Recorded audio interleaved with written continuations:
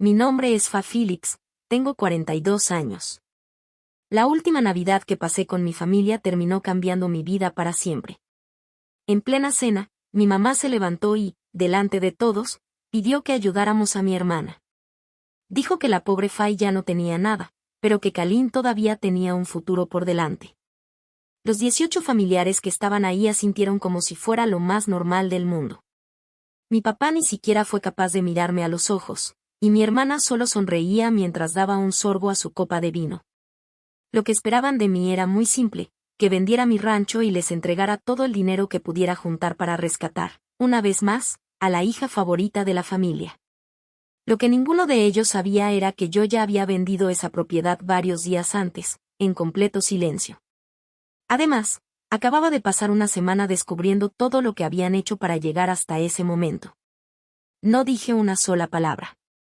Solo esperé a que mi tía abriera la carpeta que llevaba consigo. Pero antes de seguir con esta historia, si desde ahorita ya sientes un nudo en el pecho, aprovecha para dejar tu like y suscribirte. Así este relato puede llegar a alguien más que necesite escucharlo esta noche. También cuéntame desde qué lugar me estás viendo y qué hora es allá. Siempre leo sus comentarios. Soy Fa, y esta es la historia de la familia que decidió cuánto valía yo, y del invierno en que por fin dejé de permitirlo. Pero para entender lo que pasó aquella Navidad, primero hay que regresar al principio. Todo comenzó con un pedazo de tierra que todos decían que no servía para nada.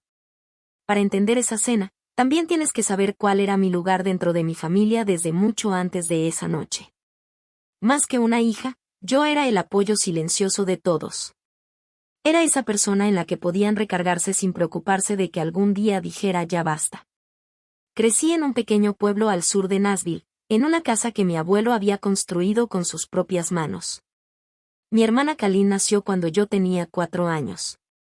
Ella era la consentida, la más tierna, la bonita, la que lloraba con facilidad y siempre recibía abrazos. Yo era todo lo contrario. Casi nunca lloraba. Muy pronto entendí que no necesitar nada era justo lo que mis papás esperaban de mí. Recuerdo que cuando tenía 9 años, se rompió la correa de mi mochila de la escuela. Le pregunté a mi mamá si podía ayudarme a arreglarla, pero estaba ocupada cuidando a Kalin por un pequeño malestar. Así que me senté sola en los escalones del patio y cosí la mochila con hilo de pesca, porque era lo único que había en un cajón de la casa. Una hora después mi mamá me encontró ahí y sonrió orgullosa. Tú eres la fácil de criar, me dijo. Contigo nunca tengo que preocuparme. En ese momento pensé que esas palabras eran una muestra de cariño. Me tomó más de 30 años entender que, en realidad, me estaba asignando un papel dentro de la familia. Ese mismo otoño, a Kalin le compraron una mochila nueva, con flores estampadas. Nadie vio nada raro en eso. Ni siquiera yo. Así era nuestra vida. Ella siempre necesitaba algo, y por eso recibía toda la atención. Yo resolvía mis problemas sola, y por eso me dejaban de lado. Podría contar cientos de momentos parecidos. Como la vez que tuve una infección en la garganta y fui sola en bicicleta a la clínica porque Kalin tenía un recital. O cuando mi papá manejó 4 horas para ayudarla a mudarse a la universidad, pero olvidó que me había prometido ayudarme a subir un sofá usado a mi departamento esa misma semana. Al final lo cargué yo sola. Con el tiempo me acostumbré a la soledad. Me convencí de que eso era ser fuerte. Y cuando terminé la preparatoria, ya tenía muy claro lo que quería, tener un pedazo de tierra. No porque soñara con hacerme rica, sino porque siempre encontré paz en el silencio del campo. Trabajar al aire libre siempre tuvo mucho más sentido para mí que tratar de entender a la gente. Por eso, cuando cumplí 18 años, empecé a trabajar en ranchos y en cuadrillas que levantaban heno. En las noches también hacía turnos en una bodega de alimento para ganado, cargando costales de casi 25 kilos hasta que las manos se me abrían de tanto esfuerzo. Cada peso que no gastaba en renta o gasolina lo guardaba. Así viví durante 8 años. Todavía recuerdo una noche, al final de un turno doble. Estaba sentada sobre un tarima de madera con un sándwich que ya ni fuerzas tenía para comer. Un compañero me preguntó por qué estaba ahorrando tanto. Le respondí que quería comprar un terreno. Se rió, pero no con mala intención. Solo dijo, las mujeres como tú no compran tierras. Yo no discutí. Terminé mi turno, y tiempo después compré ese terreno de todos modos. Pero jamás olvidé esa frase, las mujeres como tú. Con los años me di cuenta de cuánta gente creyó saber hasta dónde podía llegar alguien como yo. Un orientador de la preparatoria insistía en que buscara un trabajo de secretaria. Un gerente del banco casi no tomó en serio mi solicitud de crédito hasta que vio cuánto dinero había logrado ahorrar. Incluso mi propio papá, sentado en su mesa, daba por hecho que yo no podía aspirar a más. Lo curioso es que casi ninguno fue grosero. Simplemente hablaban como si estuvieran describiendo algo inevitable, igual que cuando alguien dice que mañana va a llover. Para ellos, ya estaba decidido cuánto valía una mujer como yo. Y yo los dejé creerlo. Discutir me quitaba tiempo y energía, y poco a poco entendí que cuando la gente te subestima, muchas veces te deja avanzar sin darse cuenta. En 2009, cuando tenía 26 años, compré unas 360 acres de tierras para pastoreo y cultivo de heno, a unos 40 minutos del pueblo. La mayor parte del dinero era un préstamo del banco. Firmé un crédito de $1.1 millones en una oficina pequeña con paredes que imitaban madera. Al llegar a la última hoja, la mano me temblaba tanto que el ejecutivo me preguntó si quería tomarme un momento. Le dije que no. Durante toda la semana siguiente casi no pude dormir. Me despertaba en la madrugada haciendo cuentas una y otra vez, pensando en el tamaño de esa deuda y en cómo iba a pagarla. Cuando se lo conté a mi familia, la reacción fue justo la que esperaba. Mi hermana soltó una carcajada. ¿De verdad compraste pura tierra, y además endeudándote? ¡Ay, Fay! Mi papá solo movió la cabeza, como si yo le hubiera hecho pasar una vergüenza delante de todos. Mi mamá dijo que esperaba que supiera lo que estaba haciendo, aunque su tono dejaba claro que ella ya estaba convencida de que no.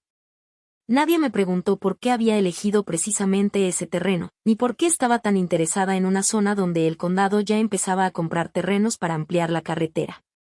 A nadie le importó conocer mis razones. Era mucho más fácil decir que yo era una irresponsable. Y así nació la historia que todos repetían, que Fay había tirado su dinero a la tierra. Durante los siguientes 16 años viví como si no tuviera nada, porque, al menos en los papeles, casi era cierto. Todo lo que ganaba el rancho regresaba al mismo rancho, al banco o a comprar alimento para el siguiente invierno. Manejaba una Ford modelo 2003 con una puerta que se atoraba y una calefacción que solo funcionaba si le dabas un buen golpe al tablero. Cada invierno usaba el mismo abrigo de trabajo hasta que uno de los bolsillos se rompió. En lugar de comprar otro, lo sujeté con un seguro y seguí usándolo. Algunos años hasta yo misma me cortaba el cabello. Comía lo que sembraba, arreglaba lo que se descomponía y aprendí a soldar para no pagarle a nadie más. Para mi familia, todo eso solo confirmaba lo que siempre habían pensado sobre mí. Para ellos, mi camioneta era la prueba de que me había ido mal en la vida. Mi viejo abrigo también. Mis manos llenas de callos y mi cara quemada por el sol y el viento confirmaban, según ellos, que yo había fracasado.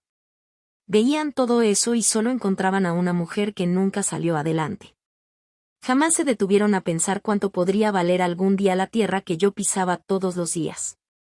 Hubo temporadas realmente difíciles. Un año, la sequía arruinó casi toda la producción de heno. Otro invierno, el techo de uno de los graneros se vino abajo por el peso del hielo. Pasé 3 días reconstruyéndolo completamente sola, soportando el frío, porque no tenía dinero para contratar ayuda. Recuerdo que ese invierno llamé a mi papá. No quería pedirle dinero, solo necesitaba escuchar una voz conocida. Pero antes de que pudiera contarle cómo estaba, me preguntó si por fin había entrado en razón y había decidido vender el rancho. Le respondí que no. Él solo dijo, bueno. Y la conversación prácticamente terminó ahí. Después de eso, pasó mucho tiempo antes de que volviera a llamarlo. También hubo muchas navidades a las que no pude asistir. Los animales no entienden de fechas. Si una vaca está teniendo problemas para parir a las 2 de la mañana del 24 de diciembre, no puedes dejarla sola para ir a una cena familiar. Te quedas y haces lo que tienes que hacer. Pero cada vez que eso pasaba, mi papá lo interpretaba igual. Siempre eliges a las vacas antes que a tu familia. Y no era cierto. Yo habría dado muchas cosas por sentir que realmente me querían en esa mesa. Pero una cosa es querer pertenecer y otra muy distinta es que de verdad hagan espacio para ti. En el fondo, nunca sentí que alguien realmente me esperara. Nunca voy a olvidar una Nochebuena cuando tenía como 35 años. Estaba sentada sobre una cubeta volteada dentro del granero, todavía con los brazos calientes después de ayudar a nacer a un becerro. Desde la puerta abierta veía la casa de los vecinos, llena de luces navideñas. A través de las ventanas se alcanzaba a ver a toda la familia reunida. Revisé mi celular. Solo tenía un mensaje de mi mamá. Decía, la próxima vez que no vengas, ¿puedes traer un jamón? Eso era todo. Ni un te extrañamos. Ni un ¿cómo estás? Solo, trae un jamón. Con el tiempo entendí que nunca elegí a los animales por encima de mi familia. La realidad era mucho más dolorosa. Ellos nunca me elegían a mí. La lección que más tardé en aprender, y que ojalá hubiera entendido cuando tenía 26 años, fue descubrir cuál era realmente mi papel dentro de esa familia. Lo entendí por accidente, durante una reunión familiar cuando tenía alrededor de 30 años. Pasé cerca de la cocina y escuché a mi mamá hablando con una de mis tías. Ella no sabía que yo estaba lo suficientemente cerca para oír la conversación. Si algún día pasa algo, sabemos que Fa va a responder. Ella es la fuerte. Lo dijo con orgullo, incluso con cariño. Por un instante me sentí feliz al escuchar esas palabras. Pero segundos después entendí lo que realmente significaban. No me llamaban la fuerte porque admiraran mi fortaleza. Me llamaban así porque eso les permitía no darme nada. Mientras yo fuera la que siempre podía salir adelante sola, podían dedicar todo su tiempo, su dinero y su atención a otra persona. Yo era su plan de respaldo. La hija en la que no hacía falta invertir, porque siempre estaría disponible cuando la hija favorita necesitara ser rescatada. Me alejé de esa puerta sin que nadie notara que había escuchado la conversación. Nunca le reclamé a nadie. Guardé ese momento para mí durante años, porque todavía no entendía cuánto iba a costarme ese papel cuando finalmente decidieran cobrar todo lo que esperaban de mí. Y mientras tanto, la vida de mi hermana seguía brillando tanto que todos quedaron deslumbrados, incluso yo. Kalin hacía exactamente lo que mis papás consideraban una vida perfecta. A los 26 años se casó con un hombre llamado Grant Ward, un corredor de hipotecas que siempre daba una excelente primera impresión, vestía impecable y parecía tener la vida completamente resuelta. Kalin abrió una boutique de decoración y artículos para el hogar a la que llamó Willow and Sage. Poco después compró una casa en Brentwood, con ventanales enormes, jardín siempre impecable gracias al servicio de mantenimiento y una isla en la cocina tan grande que parecía del tamaño de la caja de mi camioneta. Luego nació mi sobrina Nora, y las redes sociales se llenaron de fotos de esa vida perfecta.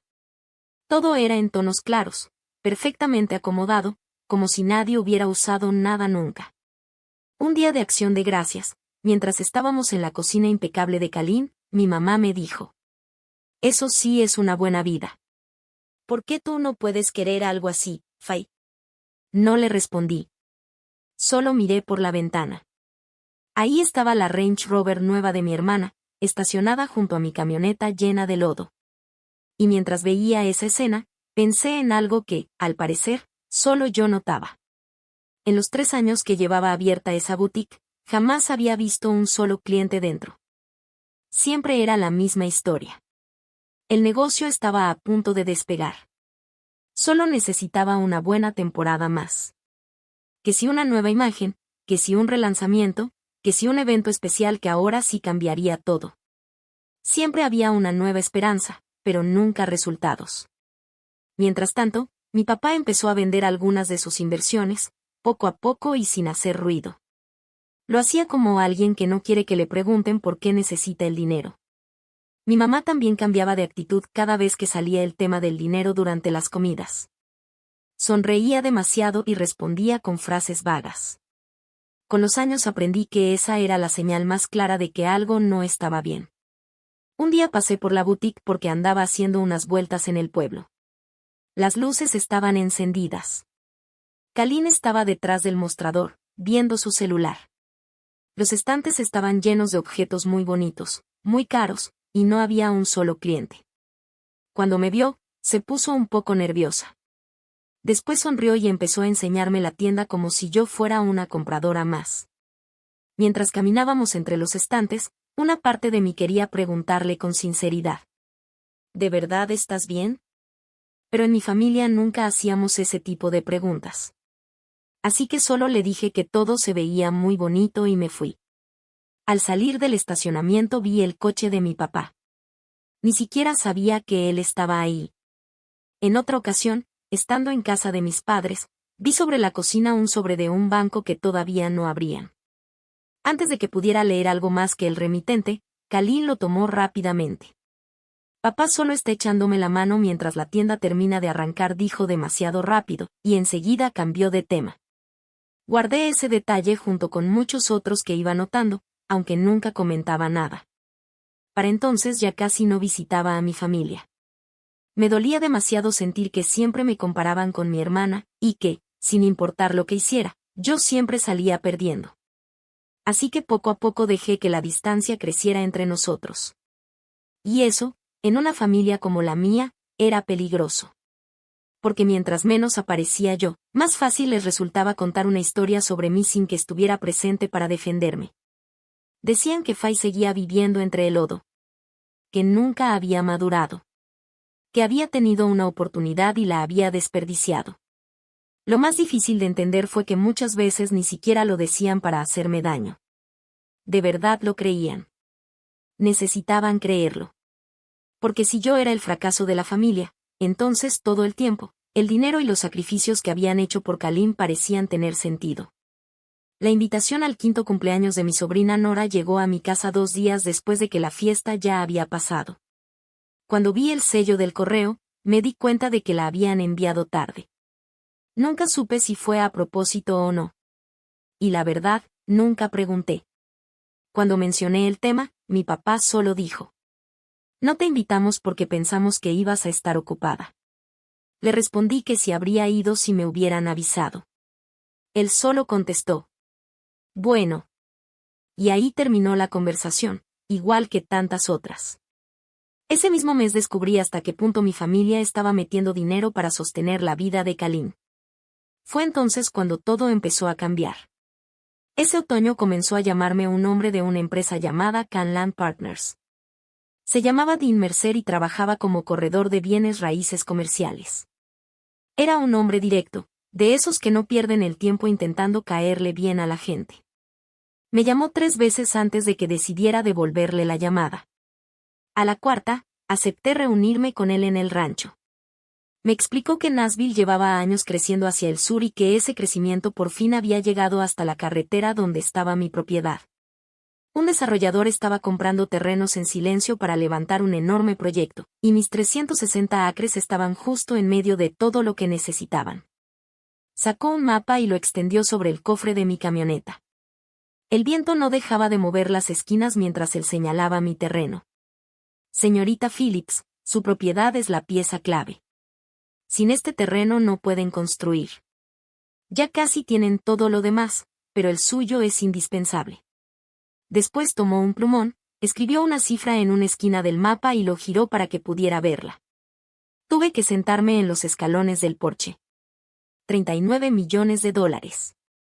39 millones, por esa tierra de la que mi hermana siempre se burló. Por esa deuda que avergonzaba a mi papá. Por el viejo abrigo con el bolsillo sujeto con un seguro. Por la camioneta cuya puerta se atoraba. Por los 2 trabajos. Por los 8 años de sacrificios. Por aquel granero que reconstruí completamente sola, en medio del hielo. Quiero ser totalmente sincera sobre lo primero que sentí al ver esa cantidad. No fue felicidad. Fue miedo. Y no era miedo al dinero. Era miedo de mi propia familia. Los conocía demasiado bien. Podía ver lo que iba a pasar incluso antes de que ocurriera, igual que cuando ves cómo una tormenta empieza a formarse sobre un campo abierto. Sabía que, en cuanto alguien se enterara de esa oferta, dejaría de ser una persona para convertirme en una fuente de dinero. Antes de que yo misma entendiera lo que significaban esos millones, ellos ya tendrían un plan para repartirlos. Como siempre, ese plan no estaría pensado para mí, sino para todo lo que podían sacar de mí. Mis papás dirían que Kalin necesitaba ayuda. Explicarían que era por su futuro. Y, de alguna manera, terminaría sintiéndome culpable por no querer entregar el esfuerzo de toda mi vida. No era algo nuevo. Ya lo había vivido muchas veces con cosas mucho más pequeñas. Cuando recibí un reembolso de impuestos, mi papá dio por hecho que se lo prestaría y hasta se molestó cuando dije que no. Una vez arreglé una camioneta con mi propio dinero. Kalin me la pidió prestada, y nunca la devolvió. En mi familia, cualquier cosa buena que llegaba a mis manos dejaba de ser mía en el momento en que los demás se enteraban de que existía. Esos 39 millones de dólares no iban a ser una bendición dentro de esa casa. Iban a convertirse en una cuenta regresiva. Y yo sería la persona atrapada justo debajo de ese reloj. Por eso tomé una decisión de la que nunca me he arrepentido. No se lo conté absolutamente a nadie. Ni a mis papás. Ni a mi hermana. Ni a mis vecinos. Ni a mis amigos. Ni siquiera al hombre de la tienda de alimentos para ganado que me conocía desde hacía más de 20 años. Los documentos que me entregó Dean Mercer los guardé en una vieja caja de lata que había sido de mi abuelo. Era una caja con la tapa abollada donde antes guardaba sus herramientas y, años después, sus cartas. La cerré con llave y la puse hasta arriba de la alacena, donde nadie pudiera encontrarla. Mientras tanto, dejé que toda mi familia siguiera creyendo que yo no tenía nada. Necesitaba tiempo para decidir, por mi cuenta y sin presiones, qué iba a hacer con mi vida. Las negociaciones duraron varias semanas. Hubo estudios del terreno, abogados por todos lados, contratos y un montón de firmas. Y durante todo ese proceso, mi vida siguió igual. Usaba el mismo abrigo viejo, manejaba la misma camioneta de siempre y seguía haciendo el trabajo diario sin decirle nada a nadie. La venta se cerró una mañana gris de diciembre. El dinero se transfirió a mi cuenta. Dean me dio la mano en su oficina y dijo: «Listo, señorita Phillips. Todo quedó cerrado. ¡Felicidades!». Parecía más emocionado él que yo. Después me subí a mi vieja camioneta, esa cuya calefacción apenas funcionaba, y regresé al rancho. No hubo celebración. No tenía con quién celebrar. Y darme cuenta de eso me dolió más de lo que esperaba. Pero, al mismo tiempo, también empecé a entender que esa soledad tenía otro lado. Era una forma de libertad. Antes de irme definitivamente, caminé por el terreno una última vez mientras, legalmente, todavía seguía siendo mío. Me quedé de pie en medio del campo, respirando el aire helado y viendo cómo el vapor salía de mi boca. Por primera vez me permití sentir el peso de todo lo que había logrado. 16 años de trabajo. La mitad de mi vida. Todo eso ahora pasaría a manos de personas que algún día cubrirían esa tierra con calles y edificios. Allá en medio del campo apenas había señal. Mi celular vibró en el bolsillo. Era un mensaje de voz de mi tía Trudy.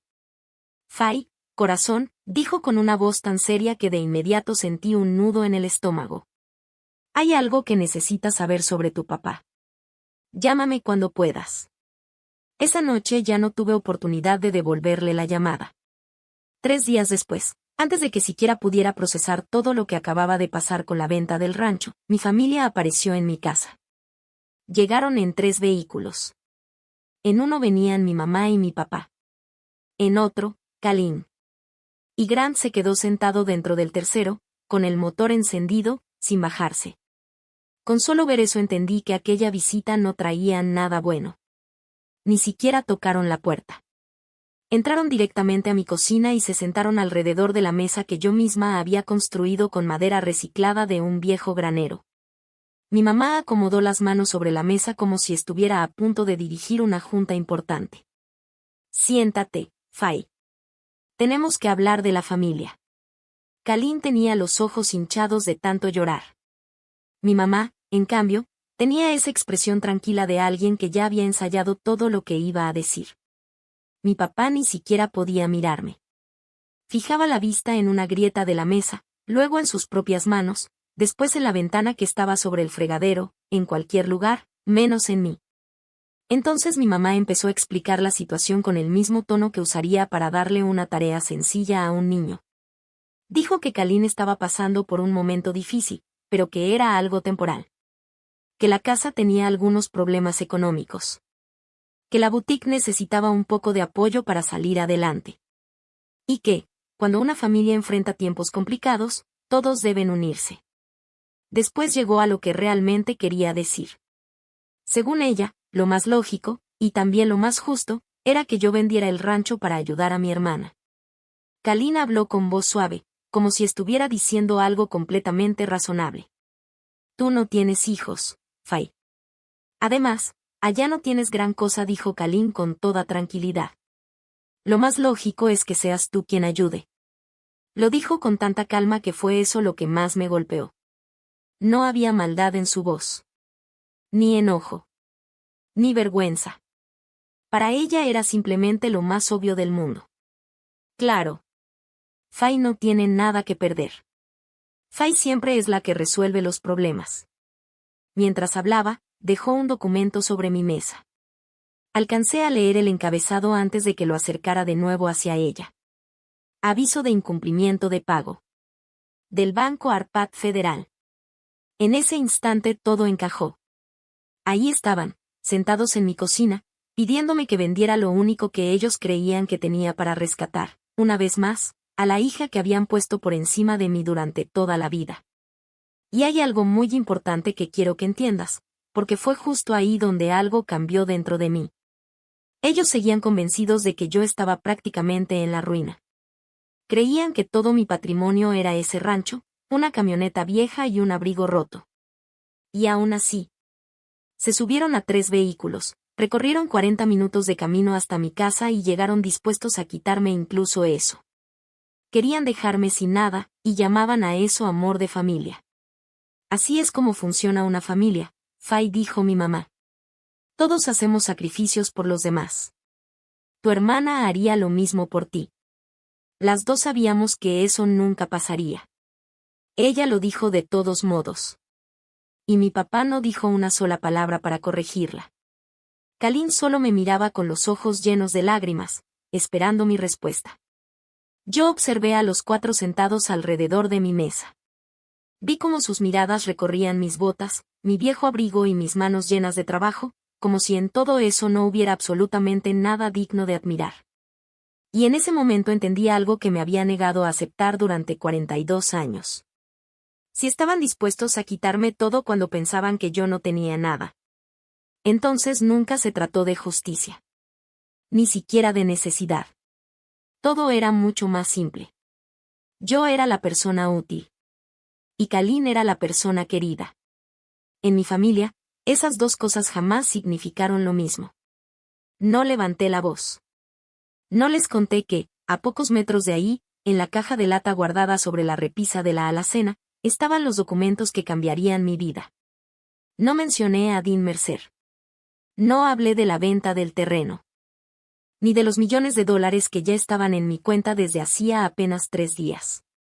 Solo dije lo único que sabía que podía decir sin traicionarme.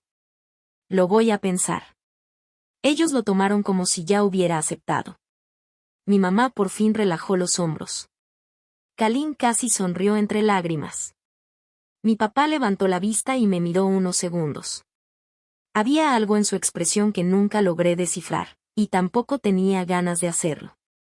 Después se pusieron sus abrigos, me dijeron que sabían que haría lo correcto y salieron de la casa. Me quedé junto a la ventana viendo cómo las luces traseras de los 3 vehículos se alejaban por el largo camino de tierra hasta perderse entre la oscuridad del atardecer. Cuando ya no quedaba nadie, salí al porche. El frío subía desde las tablas de madera bajo mis pies. Y ahí, completamente sola, entendí algo que jamás había visto con tanta claridad en toda mi vida. En ese momento entendí algo que jamás iba a olvidar. Ellos habrían sido capaces de quitarme todo lo que tenía, y aún así llamar a eso amor. Y lo que sentí no fue orgullo. Tampoco fue deseo de venganza. Fue agradecimiento. Un agradecimiento profundo y silencioso por haber hecho una sola cosa bien. No haberle contado a nadie. Si tu propia familia se hubiera sentado frente a ti, en tu propia mesa, para pedirte que entregaras lo único que construiste con años de esfuerzo, mientras seguían tratándote como el fracaso de la familia. ¿Habrías aceptado? Cuéntamelo en los comentarios.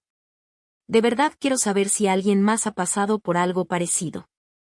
Esa misma noche llamé por fin a mi tía Trudy. Estaba parada en el porche, completamente a oscuras, cuando escuché todo lo que ella llevaba días intentando decirme. Trudy es la hermana menor de mi papá. Tiene 63 años y trabajó durante 3 décadas como ejecutiva de préstamos en una cooperativa de ahorro. Eso significa 2 cosas. Entiende de dinero mucho mejor que cualquiera en mi familia. Y no soporta quedarse callada cuando ve que alguien está destruyendo su vida en silencio. A la mañana siguiente manejó hasta mi rancho. Como siempre, llegó con un termo de café. Ese era su estilo. Nos sentamos dentro de mi camioneta. Los vidrios comenzaron a empañarse por el frío y por el vapor de nuestra respiración. Entre las dos había un par de vasos de café que poco a poco se fueron enfriando. Entonces colocó sobre sus piernas una carpeta de pasta dura. La sostuvo unos segundos con ambas manos antes de abrirla. Fay, no vine a pedirte nada, me dijo. Quiero que eso te quede claro desde el principio. Vine porque alguien de esta familia ya tenía que decirte la verdad. Abrió la carpeta. La primera hoja era un contrato de una línea de crédito con garantía hipotecaria. Banco Arpad Federal. $410,000. El préstamo estaba respaldado por la casa de mis papás. La misma casa que mi abuelo había construido con sus propias manos. La misma que llevaba más de 20 años completamente pagada. Tu papá puso esa casa como garantía, dijo Trudy con una voz tan tranquila que supe de inmediato que estaba furiosa. Arriesgó la casa de tu abuelo. Me explicó que se había enterado porque mi papá le pidió que fuera testigo de parte del trámite. Seguramente pensó que ella firmaría sin revisar los documentos, solo porque era familia. Pero Trudy siempre leía hasta la última línea. Y eso fue exactamente lo que hizo. Descubrió que esos $410,000 habían sido transferidos poco a poco, durante 2 años, a las cuentas de Kalin. El dinero había servido para cubrir las pérdidas de la boutique. También para seguir pagando la casa de Brentwood. Y, en general, para sostener una vida que mi hermana nunca había podido pagar por sí sola. Me quedé mirando un párrafo del contrato. Había una frase subrayada 2 veces con el lápiz de Trudy. Propiedad ofrecida como garantía. Sentí que el suelo se movía bajo la camioneta. Si la casa está hipotecada, pregunté casi sin voz. Entonces, ¿qué pasó con la jubilación de mi papá? Trudy pasó la siguiente hoja. Ya no queda nada. Había retirado el dinero de su fondo para el retiro poco a poco durante los últimos 2 años. En total, alrededor de $300,000. Como todavía no tenía la edad para disponer de ese dinero, cada retiro llevaba además una fuerte penalización. Aún así, siguió sacándolo. Todo para seguir sosteniendo una vida que, desde hacía mucho tiempo, ya no podía mantenerse por sí sola.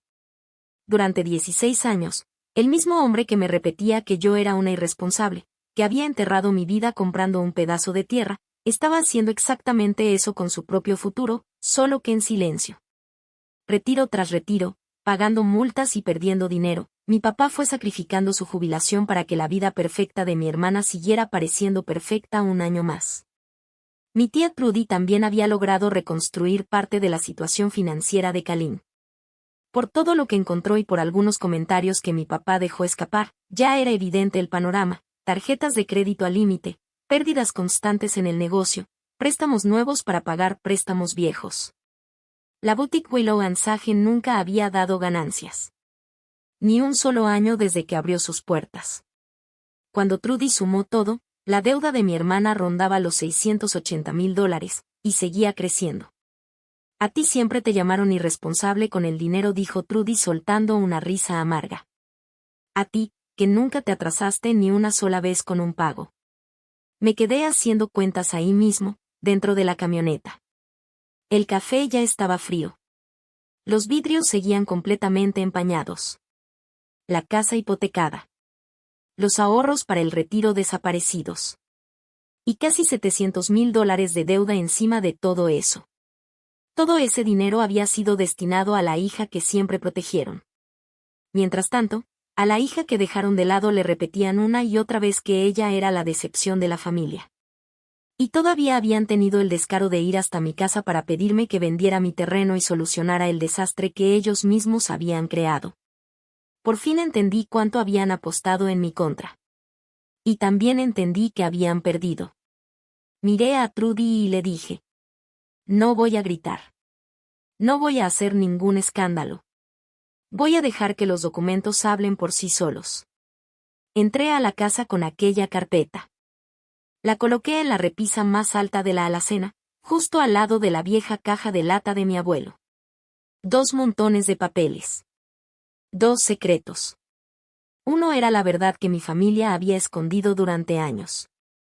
El otro era la verdad que yo había decidido guardar para protegerme. Esa semana casi no dormí. No era exactamente por enojo. Era una sensación extraña, como si el piso sobre el que había caminado toda mi vida de pronto se hubiera volteado por completo. Porque, muy en el fondo, durante 16 años todavía había una parte de mí que pensaba que quizá ellos tenían un poco de razón. Que tal vez yo sí era la imprudente. La que no sabía tomar buenas decisiones. La que no podía manejar el dinero. Pero esa carpeta terminó con la última duda que me quedaba. Yo nunca había sido quien puso en riesgo a la familia. Nunca. Y todavía pasó algo más esa misma semana. Necesito contarlo porque, sin ese momento, quizá me habría convertido en una persona que no quería ser. Kalin dejó a Nora en el rancho para que pasara el fin de semana conmigo. Siempre hacía eso cuando su vida empezaba a desmoronarse. Mandaba a su hija de 9 años con la tía que, según todos, no tenía nada. Era gratis, y además la niña pasaba unos días lejos de los problemas de la casa. A mí nunca me molestó. Porque Nora era la única persona de toda mi familia que jamás me miró como si yo fuera un fracaso. Ese sábado, Nora pasó todo el día con sus botitas de hule caminando junto a la cerca del rancho. Un becerrito le lamía los dedos y ella soltaba carcajadas cada vez que su lengua áspera la hacía cosquillas.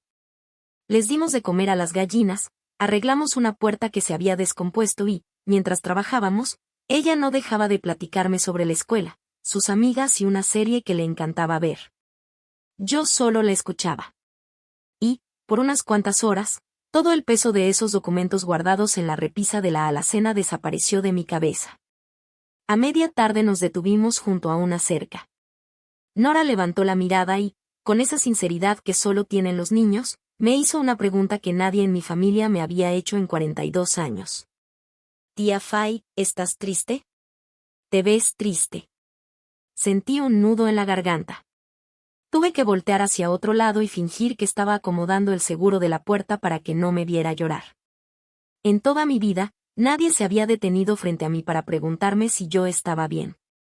Nadie lo hizo cuando trabajaba en 2 empleos al mismo tiempo. Ni cuando firmé sola un préstamo de más de $1 millón con la mano temblando. Ni cuando mi propia familia decía que había arruinado mi vida. Porque yo era la fuerte.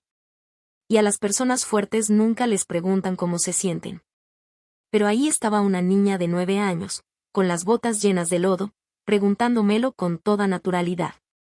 No porque sintiera lástima por mí, sino porque me quería. Y para ella era lo más normal del mundo preocuparse por alguien que ama. Cuando por fin pude hablar sin que se me quebrara la voz, le sonreí. Estoy bien, mi reina. Y de verdad me da muchísimo gusto que estés aquí conmigo. Antes de irse, me entregó un dibujo que había hecho en la mesa de la cocina. Había dibujado el rancho. Yo estaba junto a mi vieja camioneta. También aparecían 3 vacas medio chuecas y un enorme sol amarillo ocupando casi todo el cielo. En la parte de arriba escribió, con letra de niña de 9 años. El lugar feliz de la tía Fay. Después me abrazó fuerte por la cintura y dijo muy seria. Este es mi lugar favorito en todo el mundo. Cuando se fue, pegué ese dibujo en el refrigerador con un imán. Lo coloqué justo encima de una vieja fotografía familiar que llevaba años ahí. En esa foto aparecía yo, parada hasta una esquina del grupo, con las manos llenas de tierra, y sin que nadie me abrazara. Me quedé viendo el dibujo de Nora sobre esa fotografía durante un buen rato. Y algo dentro de mí terminó de acomodarse. Para entonces ya sabía que iba a contar la verdad. Había decidido dejar de ser el plan de emergencia de toda la familia. Nunca más volvería a hacerme pequeña para que la vida de los demás siguiera funcionando. Pero ese día también me hice otra promesa, igual de importante. Pasara lo que pasara, Nora no iba a pagar las consecuencias de los errores de los adultos. Podía seguir queriéndola con todo mi corazón, al mismo tiempo, poner límites muy claros con su mamá. Podía alejarme de Kalin sin alejarme de la niña. Las dos cosas podían existir al mismo tiempo. Y esa es una parte que muchas veces la venganza olvida. Yo no quería destruir a mi familia. Lo único que quería era dejar de ser el combustible que mantenía encendido todo ese desastre. Los días previos a Navidad estuvieron llenos de un silencio extraño, de esos que hacen más ruido que cualquier discusión. Mi celular no dejaba de sonar. Mi mamá empezó a mandarme mensaje tras mensaje. Todos parecían escritos con el mismo propósito, como pequeños intentos para hacerme sentir culpable. Uno de ellos decía: tu hermana se quedó llorando hasta quedarse dormida anoche. Uno de los mensajes de mi mamá terminaba con una frase que todavía recuerdo. Espero que puedas vivir con eso. Por su parte, Kalin me enviaba mensajes larguísimos. Me hablaba de todo lo que había trabajado, de la mala suerte que había tenido y de que la familia debía apoyarse en los momentos difíciles. Mi papá, en cambio, no escribió absolutamente nada. Y, curiosamente, ese silencio fue el mensaje más fuerte de todos. Durante todos esos días, entre tantos mensajes y llamadas, hubo algo que ninguno de ellos hizo. Nadie me preguntó cómo estaba. Nadie quiso saber si yo estaba bien, sola en el rancho, tratando de tomar una decisión que ellos mismos habían puesto sobre mis hombros. Lo único que hacían era recordarme, una y otra vez, todo lo que supuestamente les debía. Guardé cada mensaje. Tomé capturas de pantalla de todos. Porque, por fin, a mis 42 años, entendí algo muy importante. Las personas que más rápido te recuerdan lo que les debes, tarde o temprano terminan dejando por escrito toda la cuenta. Y eso fue exactamente lo que hicieron. Mientras ellos insistían, yo seguía preparándome en silencio. Hablé con mi tía Trudy y le pedí que llevara la carpeta la noche de Navidad. También llamé a Dean Mercer para pedirle ayuda con un asunto que iba a necesitar resolver después de las fiestas. Ya llegará el momento de contar esa parte. Después hice algo que casi nunca hacía. Le mandé un mensaje a mi mamá. Este año sí voy a ir a la cena de Navidad. Me respondió en menos de un minuto. Estaba feliz. Cariñosa. Más afectuosa de lo que había sido conmigo en muchos años. Estaba completamente convencida de que había ganado. Creía que, al final, la hija fuerte había cedido. Que el rancho ya estaba prácticamente vendido. Y que, una vez más, las cuentas de la familia iban a salir gracias a mí.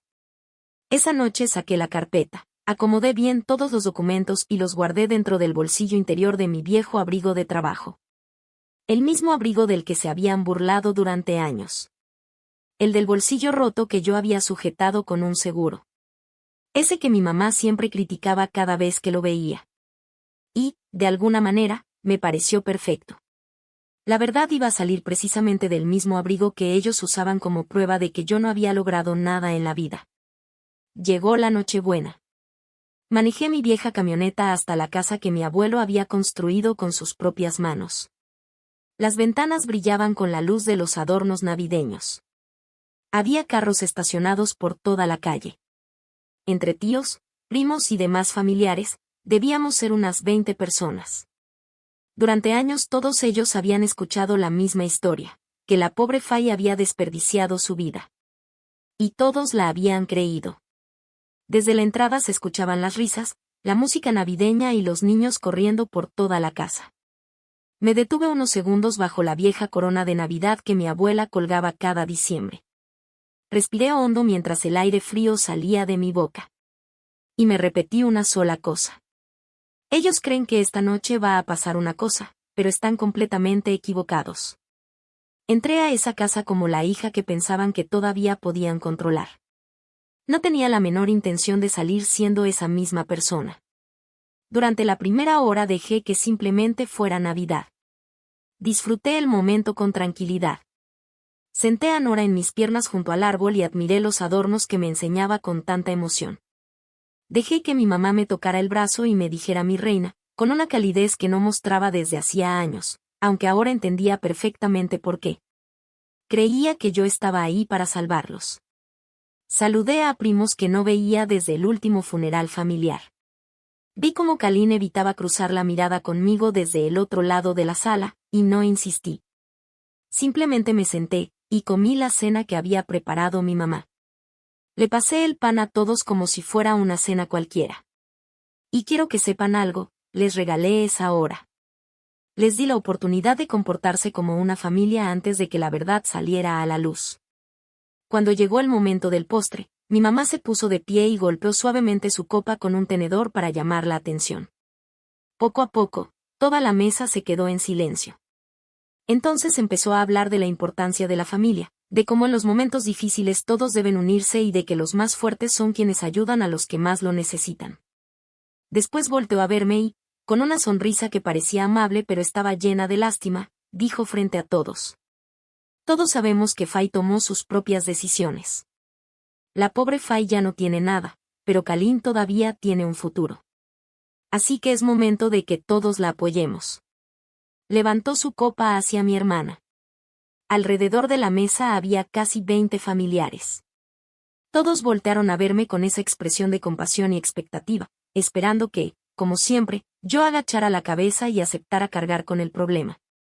Mi papá seguía mirando el mantel, incapaz de levantar la vista. Kalin me observó por encima de su copa de vino y dejó escapar una pequeña sonrisa. Estaba convencida de que todo estaba resuelto. Solo Nora miraba de un lado a otro sin entender qué estaba pasando. Primero veía a su mamá, luego a mí, confundida por el ambiente tan raro que de pronto había llenado la habitación. Yo dejé mi vaso sobre la mesa. No me levanté. Entonces uno de mis tíos rompió el silencio con voz tranquila. Fai, di algo. Y eso fue exactamente lo que hice. Pero no le hablé a toda la mesa. Miré directamente a mi papá. Papá, ¿todos los que están aquí saben que la casa ya está hipotecada? Nadie entendió de inmediato lo que acababa de decir. Nadie, excepto él. El color se le fue del rostro en un instante. Por primera vez en toda la noche levantó la mirada y me vio directamente a los ojos. En ese momento, mi tía Trudy se agachó, tomó la carpeta que llevaba junto a su silla y sacó el primer documento. Lo colocó despacio sobre el mantel rojo, justo en el centro de la mesa, donde la luz de las velas iluminaba perfectamente cada palabra. Alguien dejó el tenedor suspendido en el aire. Otra persona movió la silla con nerviosismo. El silencio era absoluto. Eso es privado, dijo mi mamá de inmediato, demasiado rápido y con un tono mucho más duro que antes. Es un asunto entre tu papá y yo. Kalin intentó tomar el control de la conversación. No es para tanto. Solo hubo un malentendido. Están exagerando las cosas. Mi tía Trudy ni siquiera respondió de inmediato. Sacó otro documento y lo dejó junto al primero. Luego un tercero. Fue acomodándolos lentamente, uno al lado del otro, para que todos pudieran verlos. Ahí estaba el préstamo hipotecario por $410,000, respaldado con la casa que había construido mi abuelo. Después aparecieron los estados de cuenta del fondo para el retiro de mi papá. Más de $300,000 retirados antes de tiempo, una operación tras otra, cada una acompañada por las penalizaciones correspondientes. Y, por último, el documento que nadie quería ver. El aviso de incumplimiento de pago. En la parte superior aparecía claramente el nombre de Kalin. La casa de Brentwood estaba a punto de perderse. El silencio que cayó sobre esa mesa fue tan pesado que parecía que alguien hubiera derramado algo invisible sobre todos nosotros. Uno por uno, los familiares que unos segundos antes me miraban con lástima empezaron a voltear hacia mis papás, y después hacia Kalin. La compasión que sentían por mí desapareció por completo. En su lugar quedó algo mucho más incómodo. Vergüenza. Mi tía, del lado de mi mamá, dejó lentamente su vaso sobre la mesa sin decir una palabra. Uno de mis tíos recorrió su silla unos centímetros hacia atrás, como si inconscientemente quisiera alejarse un poco de todo aquello. Una de mis primas le susurró algo a su esposo y luego guardó silencio. Lo que más recuerdo de esa noche fue justamente eso. Nadie salió a defender a Kalin. Nadie. Y eso era algo que nunca había pasado. Durante toda su vida siempre hubo alguien dispuesto a justificarla, a protegerla o a encontrar una excusa para lo que hacía. Pero esa noche no. Los documentos estaban ahí, sobre la mesa. Y contra los números escritos en papel no había discusión posible. Uno de mis primos mayores, el mismo que durante años me llamó terca mientras describía a Kalin como una mujer emprendedora, tomó el documento de la hipoteca. Lo leyó completo. Después lo dejó otra vez sobre la mesa con mucho cuidado, como si el papel de pronto pesara más de lo normal. Primero miró a mi papá. Luego me miró a mí. Y pude ver cómo, en apenas unos segundos, toda la historia que había creído durante 16 años se desmoronaba frente a sus ojos. Lo mismo estaba ocurriendo con los demás. Sin hacer ruido. Sin grandes reacciones. Solo observaba cómo, uno tras otro, todos empezaban a entender la verdad. Entonces hablé. No tenía preparado un gran discurso. Aprendí ese invierno que la verdad no necesita gritos para hacerse escuchar. Solo necesita que alguien deje de tener miedo y la diga con claridad. Respiré hondo y dije. Ustedes no fueron a mi rancho porque yo no tuviera nada. Fueron porque ya habían gastado todo lo que tenían en ella. Después metí la mano en el bolsillo interior de mi viejo abrigo de trabajo. Sí, el mismo abrigo roto del que mi mamá llevaba 10 años diciéndome que me deshiciera. Saqué los documentos de la venta del rancho. Los puse sobre la mesa, boca abajo, junto a los demás papeles. No los levanté para presumirlos. No mencioné la cantidad. Ni los usé como un trofeo. Simplemente los dejé ahí, donde todos pudieran ver que todavía faltaba conocer una verdad más. Dejé la mano encima de ellos y dije con toda tranquilidad. Vendí el rancho. Hace varias semanas. No se lo conté a nadie. Nadie se movió. Nadie dijo una palabra. Durante unos largos segundos, lo único que se escuchaba era la calefacción encendiéndose, el viejo reloj de mi abuelo marcando el tiempo y el viento soplando afuera de la casa. Hasta que Kalin rompió el silencio. En el fondo, yo sabía que iba a pasar. Personas como ella nunca soportan que la atención deje de girar alrededor de ellas. Su rostro cambió por completo. El miedo, el vino y 16 años acostumbrada a recibir todo lo que quería explotaron al mismo tiempo.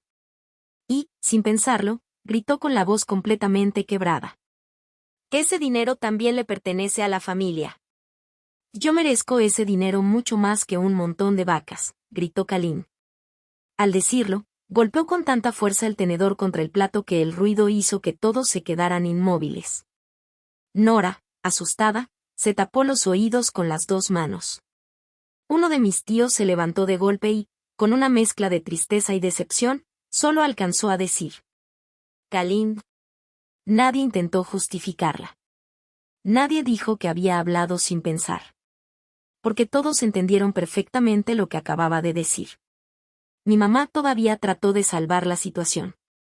Con una voz apagada repitió lo único que le quedaba. Somos una familia.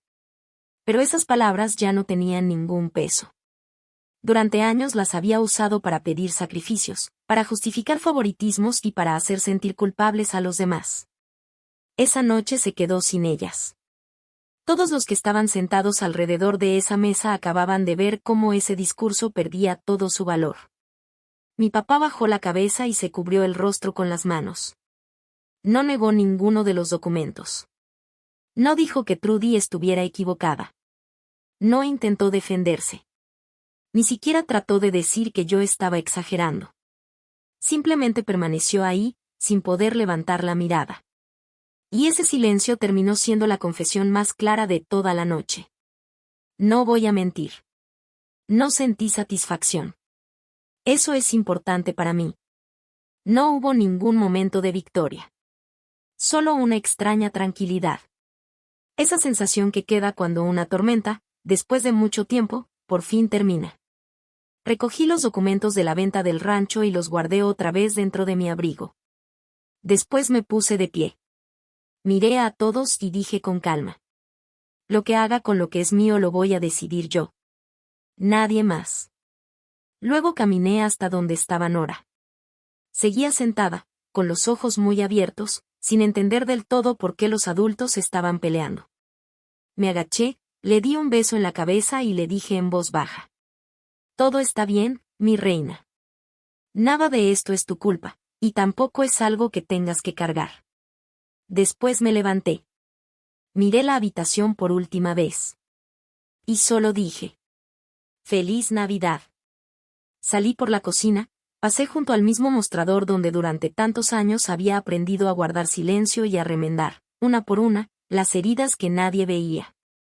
La vieja puerta de mosquitero que había colocado mi abuelo se cerró detrás de mí con un golpe suave. Afuera me recibió el aire helado. Las luces navideñas del porche seguían parpadeando en rojo y dorado mientras todo alrededor permanecía en silencio. Subí a mi vieja camioneta. Me quedé unos segundos con las manos sobre el volante antes de encender el motor. Finalmente giré la llave. El motor arrancó. La calefacción volvió a sonar con ese ruido de siempre. Metí la velocidad y me alejé de la casa. Por primera vez en toda mi vida, estaba dejando atrás el lugar donde siempre tuve que hacerme pequeña para que los demás se sintieran cómodos. Si alguna vez has sentido que debes disminuirte para mantener la paz con personas que se supone deberían quererte, ojalá esta historia te recuerde que no estás solo. Todos tenemos un límite que tarde o temprano necesitamos poner. ¿Hay alguno que todavía te cuesta establecer? Me gustaría leerte. Las consecuencias llegaron poco después, como siempre sucede. Y ya nadie podía cambiarlas. Kalin perdió la casa. Al comenzar el nuevo año, el proceso de embargo siguió su curso hasta el final. Aquella casa de Brentwood, con sus enormes ventanales, quedó completamente vacía. En la puerta apareció una caja para guardar las llaves donde antes colgaba una corona de Navidad. Poco tiempo después, la boutique Willow & Sage cerró definitivamente. Primero apareció un letrero que decía cerrado. Semanas más tarde, el local quedó vacío. Los estantes donde antes había objetos elegantes ya no tenían absolutamente nada. Después de todo lo que pasó, los problemas no tardaron en alcanzar a Kalin. Los ingresos de Grant ya llevaban tiempo cayendo y, cuando la imagen de vida perfecta empezó a derrumbarse, el matrimonio también se vino abajo. La última vez que supe de ellos, seguían peleando por dinero y echándose la culpa mutuamente por las deudas. Mis papás, por fin, tuvieron que enfrentar la realidad que llevaban 2 años tratando de evitar. Ya no podían seguir pagando la hipoteca de la casa. El dinero de la jubilación había desaparecido. Los $410,000 del préstamo seguían ahí, esperando ser pagados. Y ahora toda la familia sabía exactamente cómo habían llegado hasta ese punto, porque los documentos hablaban por sí solos. Desde ese día, la historia de la pobre e irresponsable Fay dejó de repetirse. Algunos familiares me llamaron semanas después. Lo hicieron con pena y bastante tarde. Me dijeron que nunca habían sabido lo que realmente estaba pasando y que, de haber conocido la verdad, jamás habrían apoyado todo aquello. Incluso algunos intentaron disculparse por tantos años de quedarse callados y dar por buena la versión de mis papás. Escuché esas llamadas con respeto, pero fueron conversaciones muy cortas. No necesitaba sus disculpas. Y tampoco iba a decir que todo estaba perdonado solo para que ellos se sintieran mejor. Lo único que sí noté fue que aquella vieja historia, la que me había perseguido durante tantos años, finalmente había desaparecido. Nadie volvió a llamarme el fracaso de la familia. Durante un tiempo decidí no hacer nada. Después de todo, no les debía absolutamente nada. Y fue la primera vez en mi vida que entendí lo que realmente significaba esa palabra. Nada. Ya no tenía deudas emocionales. No tenía obligaciones. Ya no era el plan de emergencia de nadie. Pero un día apareció un letrero frente a la casa que había construido mi abuelo. Subasta. Cuando lo vi, entendí que no podía quedarme de brazos cruzados. No lo hice por mis papás. Lo hice por mi abuelo. Por el hombre que levantó esa casa con sus propias manos. El único que, cuando yo era niña, nunca me hizo sentir que era la hija fácil de ignorar o la opción de respaldo. Él llevaba 20 años fallecido. Y estoy segura de que le habría dolido ver todo lo que aparecía en la carpeta de Trudy. Entonces llamé a Dean Mercer. Hice exactamente aquello para lo que llevaba preparándome desde antes de Navidad. Compré la casa en la subasta. La puse a mi nombre. Después la pasé a un fideicomiso cuidadosamente preparado para que nadie pudiera volver a usarla como garantía de un préstamo, hipotecarla o ponerla en riesgo otra vez por intentar salvar a la hija favorita de la familia. Cuando todo estuvo listo, fui a visitar a mis papás. Entré a la cocina y dejé la vieja llave de la casa sobre la mesa. Los miré a los dos y les dije: pueden seguir viviendo aquí todo el tiempo que lo necesiten. Hice una pequeña pausa antes de continuar. Pero esta casa nunca volverá a servir como garantía para ningún préstamo. Nunca más. Y quiero dejar algo muy claro. No le di ni un solo peso a Kalin. No pagué sus deudas. No salvé su negocio. No cubrí sus préstamos. Nada.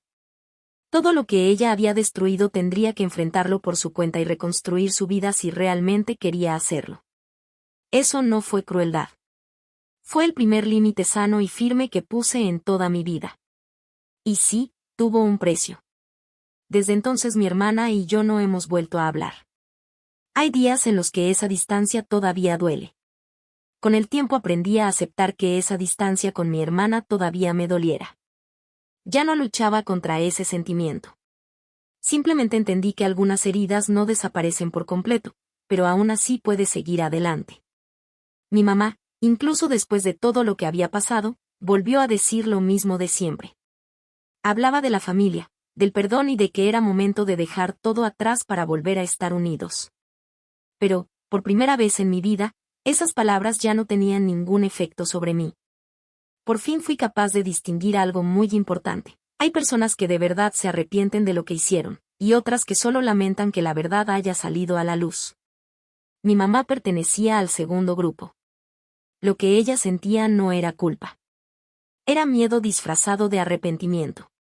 Con mi papá fue diferente.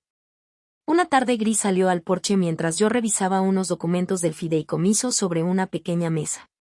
Se quedó un buen rato de pie, sin decir nada. Después volvió a entrar a la casa. Unos minutos más tarde regresó con 2 tazas de café.